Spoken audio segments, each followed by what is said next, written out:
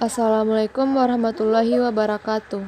Kami dari kelompok 7 akan mempresentasikan hasil diskusi kami dengan topik vitamin D. Adapun anggota kelompok yang pertama Elsa Sari Handayani dan Fauzara Putri Noviza.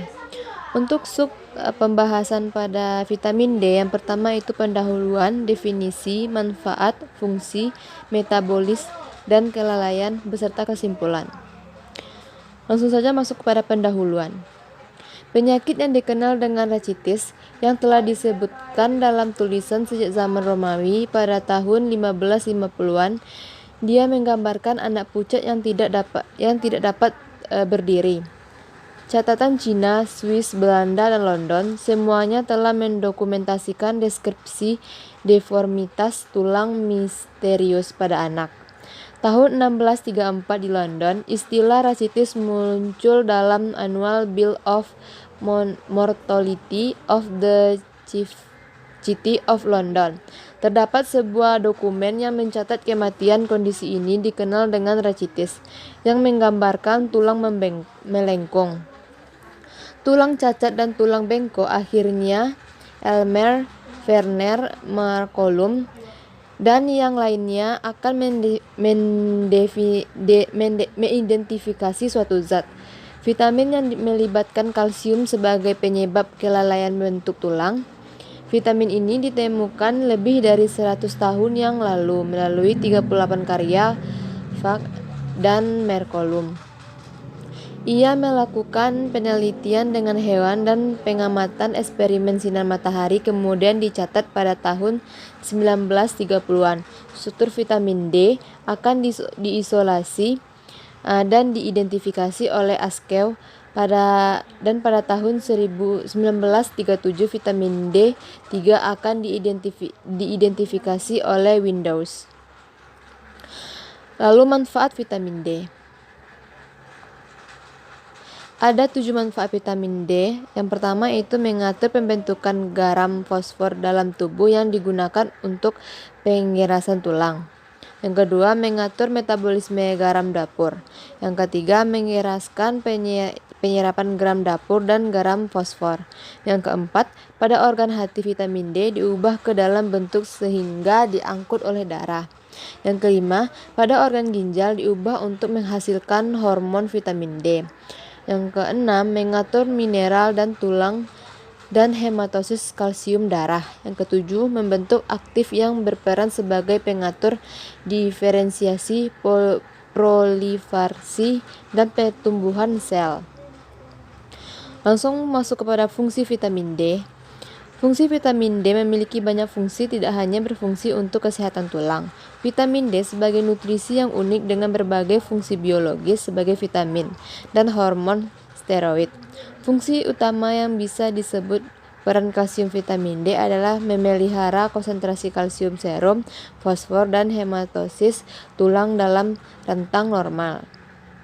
Untuk metabolisme, vitamin D akan dijelaskan oleh saudari Elsa. Kepada saudari Elsa dipersilahkan. Baiklah, di sini saya akan menjelaskan yaitu metabolisme vitamin D. Vitamin D mengalami 2 tahap hidroksilase. Tahap pertama di hati dan membentuk 25 OHD yang menggambarkan status vitamin D.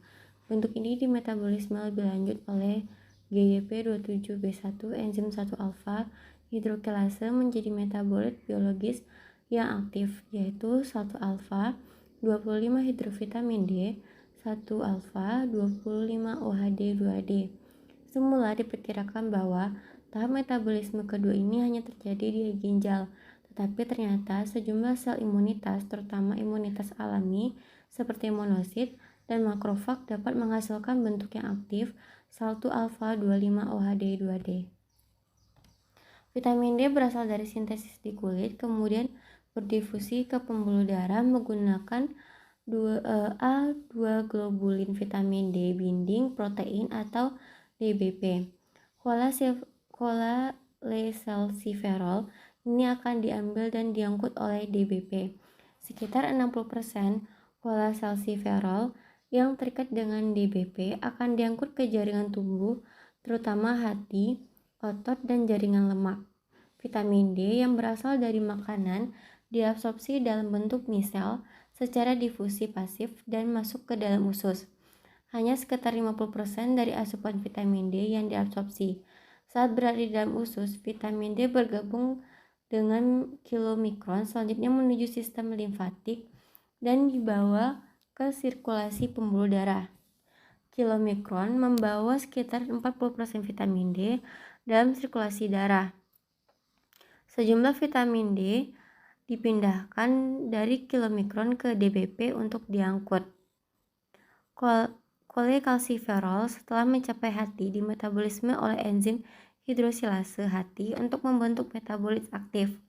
Hidroksilase vitamin D dilakukan oleh enzim sitokrom P450 yakni 25 hidroksilase, 1 hidroksilase, 24 hidroksilase. Enzim 25 hidroksilase hati akan menghidrolisis karbon 25 kolekalsiferol menjadi kalsidiol yang sangat tergantung dengan kandungan vitamin D dan metabolitnya. Kerja 25 hidroksilase lebih cepat ketika tubuh kekurangan vitamin D. Selain kelebihan dari vitamin D. Yang pertama itu adalah kekurangan vitamin D. Kekurangan vitamin D pada saat masa kehamilan dapat meningkatkan risiko penyakit pada bayi. Selain itu, pada saat kanak-kanak dapat mengganggu spektrum autistik dan skizofrenia. Semua individu rentan terhadap kekurangan dari vitamin D pada anak-anak seperti rangkitis, sedangkan pada orang dewasa dan orang tua juga dikaitkan dengan osteomalacia, osteoporosis, dan patah tulang. Kekurangan vitamin D pada anak-anak juga menyebabkan kelainan pada tulang anak yang biasanya disebut dengan dikatsia dan osteomalacia. Keduanya merupakan menurunnya kekerasan tulang yang menyebabkan tulang menjadi lunak dan mudah bengkok, dapat menyebabkan gigi mudah rusak. Selanjutnya itu adalah kelebihan vitamin D. Kelebihan dari vitamin D dapat meningkatkan hilangnya massa tulang karena meningkatnya kadar kalsitriol yang membantu menarik kalsium dari tulang ke dalam aliran darah. Kelebihan vitamin D juga dapat menyebabkan kinerja organ ginjal terganggu, bahkan dapat menyebabkan kematian. Dari materi yang telah disampaikan, maka dapat disimpulkan bahwa vitamin D dapat disebut juga vitamin sinar matahari. Tingkat serum vitamin D yang tinggi sangat penting untuk mineralisasi dan pertumbuhan tulang yang normal. Vitamin D tergolong vitamin yang larut dalam lemak fotohormon atau steroid yang mendorong absorpsi dan metabolisme kalsium dan fosfor. Vitamin D memiliki manfaat, salah satunya membentuk tulang dan gigi.